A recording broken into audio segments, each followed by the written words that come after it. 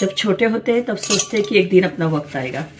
18 साल हो जाते हैं तभी भी सोचते हैं कि अपना वक्त आएगा।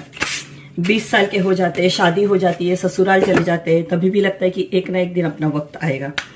फिर बच्चे 30 साल के हो जाते हैं, बच्चे हो जाते हैं, फिर लगता है बच्चे बड़े हो जाएंगे तब अपना वक्त आएगा।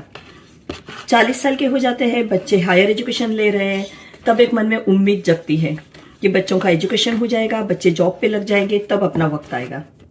50 साल तक आते आते अपनी सारी जमा पूंजी उनके एजुकेशन में खर्च हो जाती है, फिर उनकी शादी में खर्च हो जाती है, बच्चे जॉब करने लगते हैं, अपने अलग अलग जगह पे सेटल हो जाते हैं।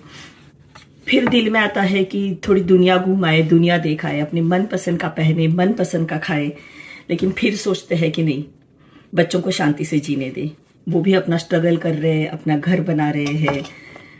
फिर एक दिन सीने में थोड़ा सा दर्द होता है और डॉक्टर आकर कहता है आपका वक्त आ गया। दोस्तों, वक्त किसी का इंतजार नहीं करता, इसीलिए प्रेजेंट में जिए, हर लम्हे को एंजॉय करें, कल का इंतजार ना करें, खुशियां बटोरे और खुशियां बांटे।